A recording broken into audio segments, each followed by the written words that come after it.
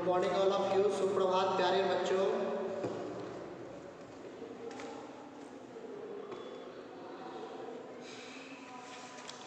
तो कल हम लोगों ने वेदर एंड क्लाइमेट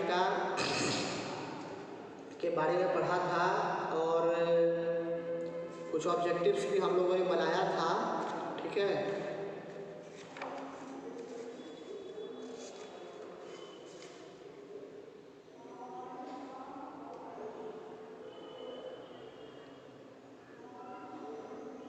और मैंने आप लोगों को होमवर्क भी दिया था लॉन्ग आंसर टाइप क्वेश्चन बनाने के लिए, तो आप आशा करता हूँ कि आप सभी लोगों ने बनाया होगा,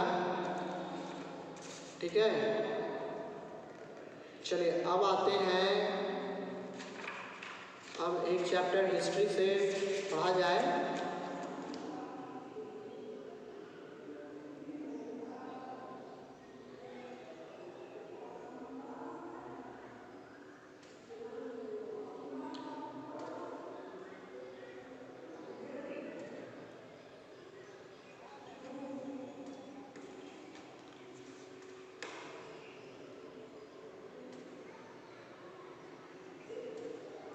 हिस्ट्री से नहीं बल्कि सिविक्स से देखा जाए, क्योंकि सिविक्स में हम लोग थोड़ा सा पीछे हैं, ठीक है। ज्योग्राफी में थोड़ा सा एक बार सिलेबस पे को देखा जाए।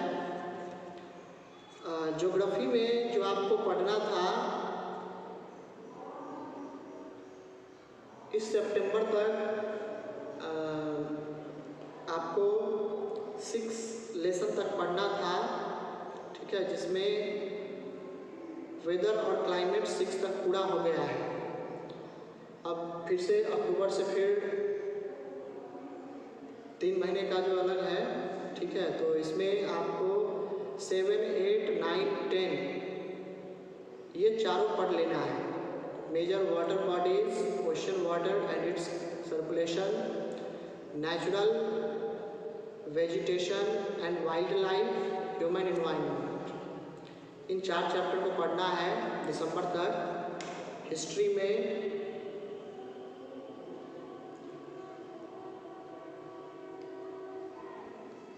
में द ग्रेट मुगल्स तक इसमें पढ़ना था, जो कि पूरा हो चुका है। और एक चैप्टर उसके बाद भी हम लोगों ने लाइफ स्टाइल्स यूनिट 8 से पढ़ा था, मॉन्यूमेंटल आर्किटेक्चर। मॉन्यूमेंटल आर्किटेक्चर के बारे में हम लोगों ने पढ़ा। तो ऑलमोस्ट इसमें भी हमारा सिलेबस ठीक चल रहा है। अब सिविक्स में आते हैं। सिविक्स में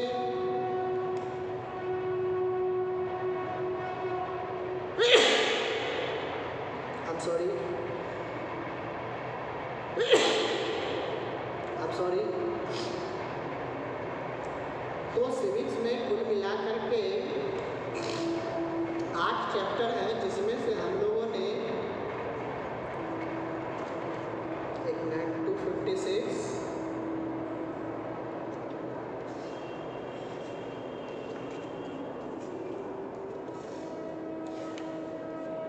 द स्टेट गवर्नमेंट, ये भी हम लोगों ने पढ़ा था।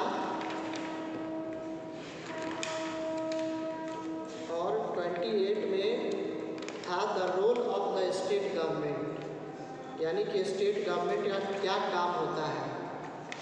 तो चलिए इसी को शुरू किया जाए, बिकॉज क्योंकि सिविक्स में हम लोग थोड़ा सा पीछे चल रहे हैं, बल्कि उतना पीछे नहीं है, ठीक ठाक है। चलिए तो रोल ऑफ स्टेट गवर्नमेंट ये शुरू किया जाए।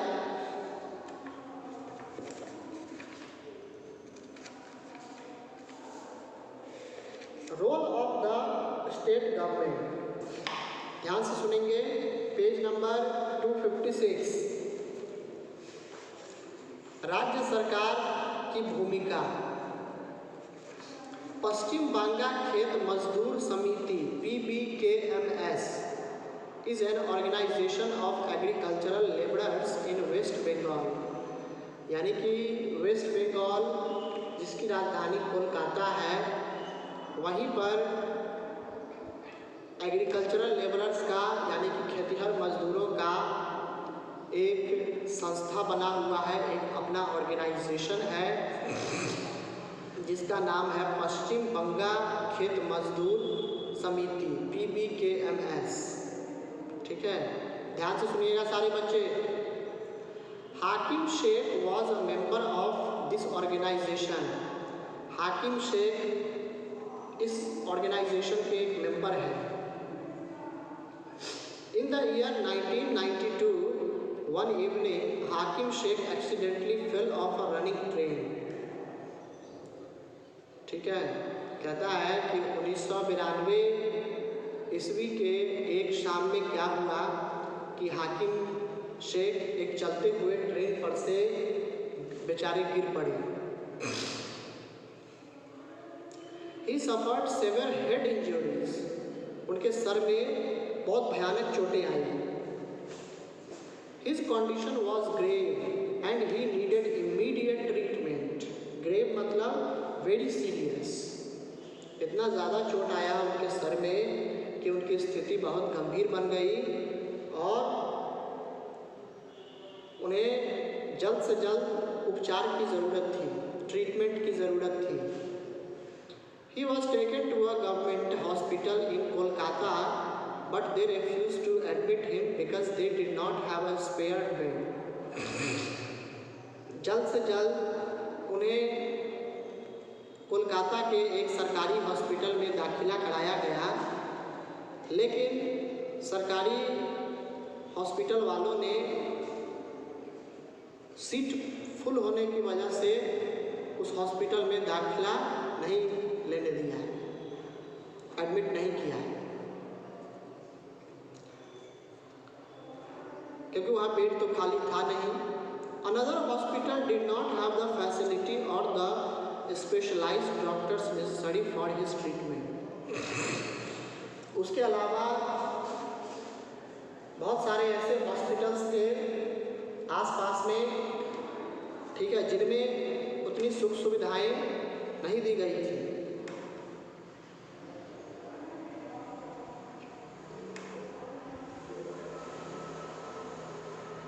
In this way, he spent 14 hours in a critical state while he was taken to 8 different government hospitals with none of them admitting him. इस तरीके से करीब 14 घंटे बीत गए। उसी बुरी परिस्थिति में उसको लेकर के लोग इधर से उधर भटकते रहे। 8 अलग अलग सरकारी हॉस्पिटल्स में जा कर के उनको एडमिट करने के लिए कहा गया, लेकिन किसी हॉस्पिटल वालों ने उन्हें एडमिट करने से मना कर दिया, सभी हॉस्पिटल वालों। Finally, he was admitted in a private hospital where he received treatment. अंततः उन्हें एक प्राइवेट हॉस्पिटल में एडमिट कराया गया, जहाँ पे उनका इलाज चला। He had to spend a lot of money on his treatment. अपने उपचार पर, ट्रीटमेंट में ढेर सारे पैसे उन्हें खर्च करने पड़े।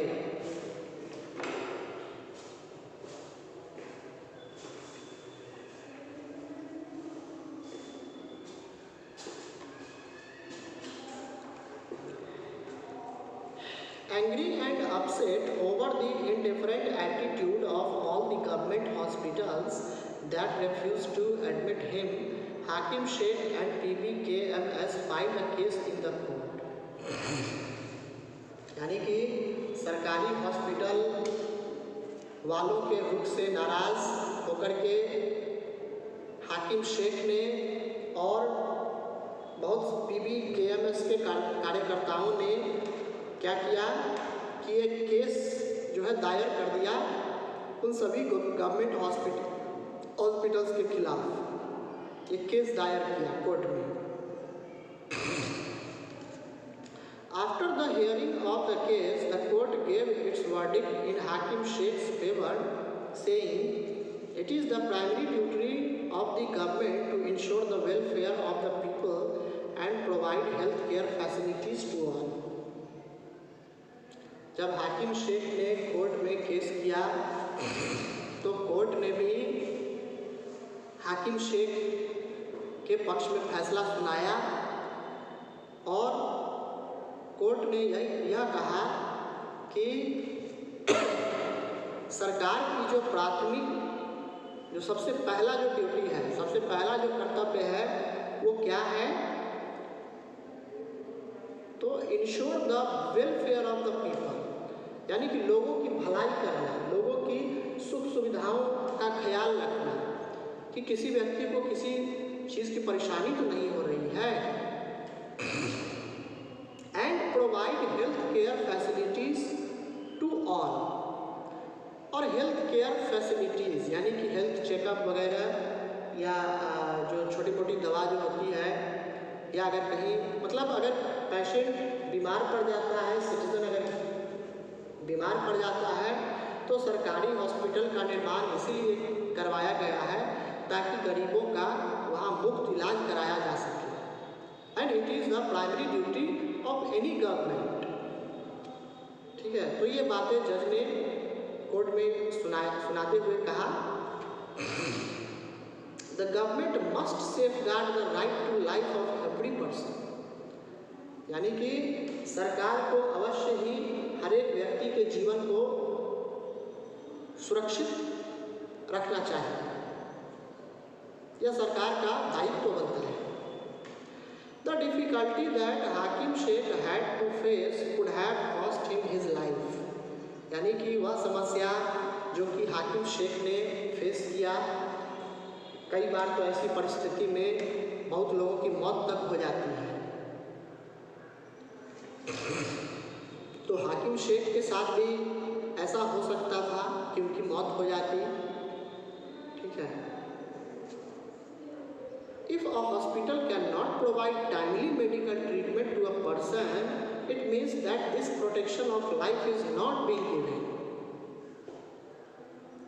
कहता है कि अगर सरकारी हॉस्पिटल वाले गरीबों का इलाज समय पर अगर नहीं करते हैं तो that this protection of life is not being given, तो जीवन बचाने या जीवन को सुरक्षित रखने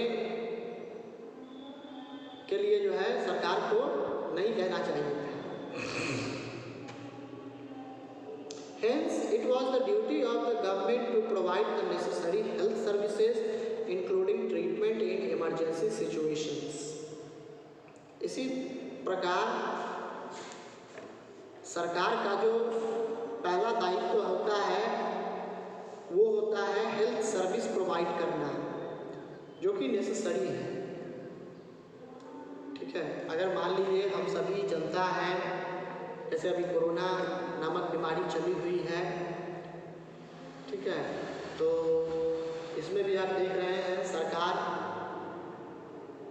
इस बीमारी से लड़ने के लिए अलग अलग गाइडलाइंस तैयार कर रही है ताकि जनता में अविश्वास जो है ना हो। Including treatment in emergency situations, और कभी कोई इमरजेंसी सिचुएशन आती है, अक्सर हम मूवीज़ में देखते हैं कोई एक्टर जब अपने पिता, माँ या अपनी बहन को लेकर के किसी हॉस्पिटल में पहुंचता है तो डॉक्टर कहता है कि यह तो पुलिस केस है। ठीक है, आप अक्सर देखते होंगे मूवीज़ में, तो डॉक्टर कहता है कि यह तो पुलिस केस है, आपको सबसे पहले पुलिस में रिपोर्ट दर्ज कराना होगा, तब जाकर के उसके कुछ ऐसा किया जाता है कि डॉक्टर इलाज करने के लिए तैयार हो जाता है। Hospitals and medical staff must fulfill their duty of providing the necessary treatment.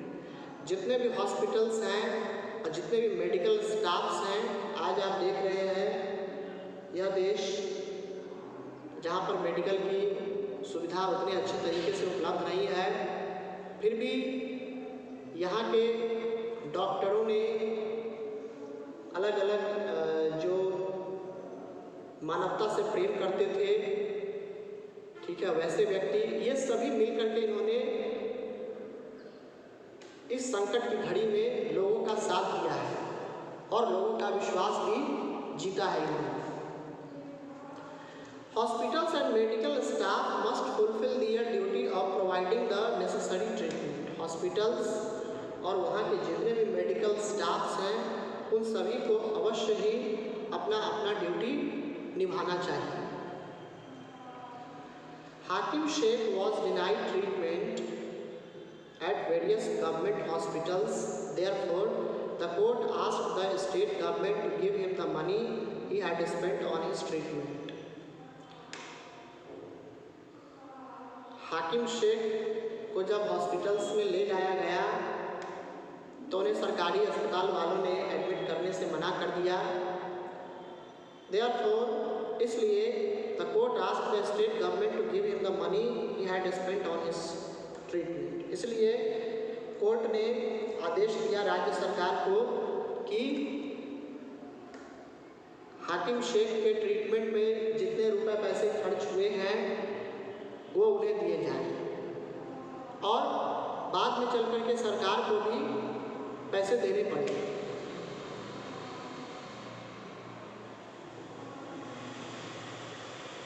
चलिए, तो ये छोटी सी कहानी हम लोगों ने देखा, ठीक है, और इसमें हम लोगों ने समझा कि अगर स्टेट गवर्नमेंट नहीं हो तो क्या स्थिति हो सकती है। यहाँ पर स्टेट गवर्नमेंट जो है काम नहीं कर सका। India is a union of states. Bharat राज्यों का इकाई है, अनेक राज्यों का इकाई है। Each state is an individual organised community with separate geographical area. प्रत्येक राज्य जो है इंडिविजुअली ऑर्गेनाइज किया जाता है विद सेपरेट जियोग्राफिकल एरिया, और उसका एक अलग अपना क्षेत्र है, एक जियोग्राफिकल एरिया बनाया गया है। ये बिहार है, वो उत्तर प्रदेश है, उधर उत्तराखंड है, उधर राजस्थान है, ठीक है। सब राज्य जो है अलग अलग भागों में बटे हुए हैं। The people living in a state have almost similar culture and customs. एक राज्य में जो लोग रहते हैं उनकी प्रथा और जो उनका कल्चर है, संस्कृति, सभ्यता, ये सब एक समान ही होती है, करीब करीब। But at the same time they are not independent nation states. लेकिन ऐसा नहीं है एट द सेम टाइम, यानी कि अभी ऐसा नहीं है कि वो एक ही समय में एक इंडिपेंडेंट स्टेट हो जाए, यानी कि जो उनका मन करे वही वो करे, तो ऐसा बिल्कुल नहीं है। They are all a part of India. ये सभी इसी भारत के अंग हैं, पार्ट हैं। Accordingly the republic of India is a federal union of 28 states, 7 union territories and 1 national capital territory. अगर इस आधार पर देखें तो भारत में कुल 28 राज्य, 7 यूनियन टेरिटरीज, बल्कि अब तो थोड़ा सा चेंजिंग आया है, ठीक है, and 1 national capital territory is there. तो ये सभी को मिला करके जो है तब यह इतना बड़ा देश भारत का निर्माण हुआ है। Need for state governments. अब यहाँ पर ये सवाल उठता है कि अगर ये पूरा देश एक ही है तो आखिर स्टेट गवर्नमेंट की ज़रूरत क्यों पड़ी? सेंट्रल गवर्नमेंट भी तो चला सकता था उसका पूरे देश को, ये भी तो हो सकता था। तो आखिर ये इतने स्टेट गवर्नमेंट इतने सारे पैसे खर्च करने की आवश्यकता क्यों हुई? आइए देखें।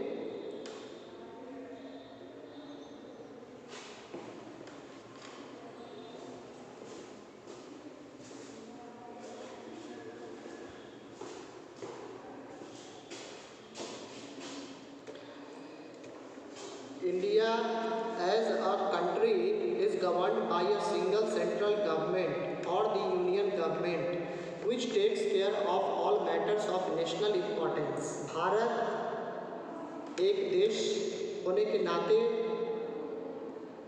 Is governed bye a single central government, जहाँ पर सरकार किसकी चलती है? केंद्र सरकार की, सेंट्रल गवर्नमेंट की, या इसे हम यूनियन गवर्नमेंट भी कह सकते हैं।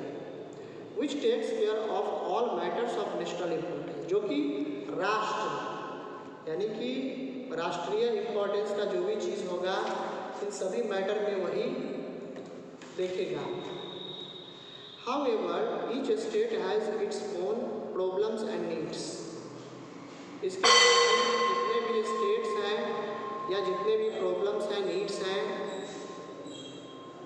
ठीक है, हर एक स्टेट्स की जो समस्याएं हैं, जो प्रॉब्लम्स हैं, नीड्स हैं, वो बिल्कुल अलग अलग हैं। It is not possible for the union government to take care of all the problems and needs of all the states. अगर मान लीजिए सेंट्रल गवर्नमेंट ही सिर्फ होता है तो सेंट्रल गवर्नमेंट दिल्ली में बैठ करके वो सब जगह आसानी से सरकार नहीं चला सकती है। हर एक स्टेट में अलग अलग समस्याएं आती है तो उसको वो ठीक प्रकार से ध्यान नहीं दे सकती है। Therefore, we have government at the state level whose job is to make and give effect to laws on subjects that deal with the specific needs of the state. इसी प्रकार से इसीलिए एक ऐसे गवर्नमेंट का निर्माण किया गया जिसे हम स्टेट गवर्नमेंट कहते हैं, ताकि उस स्टेट के अंदर के जो भी लॉज या जो अलग अलग जो सब्जेक्ट्स हैं उन सभी चीज़ों पर विशेष रूप से ध्यान दी जाए। The state government consults the central government as and when required. State government central government से कंसल्ट करता है जब इसकी ज़रूरत होती है, ठीक है। Next, earlier our country had 29 states and 7 union territories. पहले 29 states था और 7 union territories था।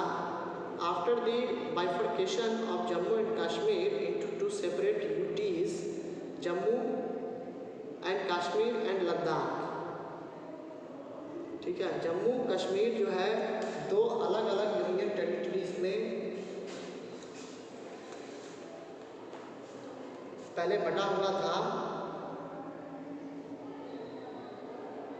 ठीक है। तो जम्मू कश्मीर पहले एक राज्य हुआ करता था, लेकिन अब उसको राज्य से जो है हटा दिया गया है और वह एक तरह से अब यूनियन टेरिटरीज माना जाता है। उसके अलावा भी लद्दाख को भी एक यूनियन टेरिटरी बनाया गया।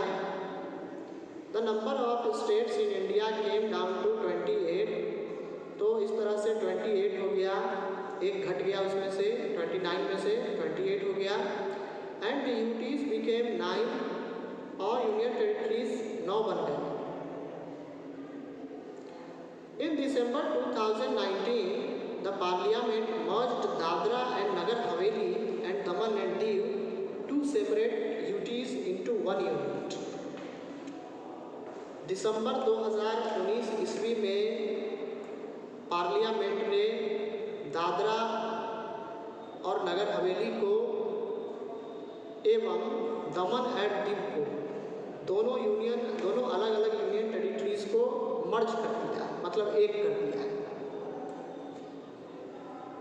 Thus, India now has 28 states and 8 union territories. इस तरह से भारत में कुल 28 राज्य और 8 यूनियन टेरिटरीज हैं, ठीक है।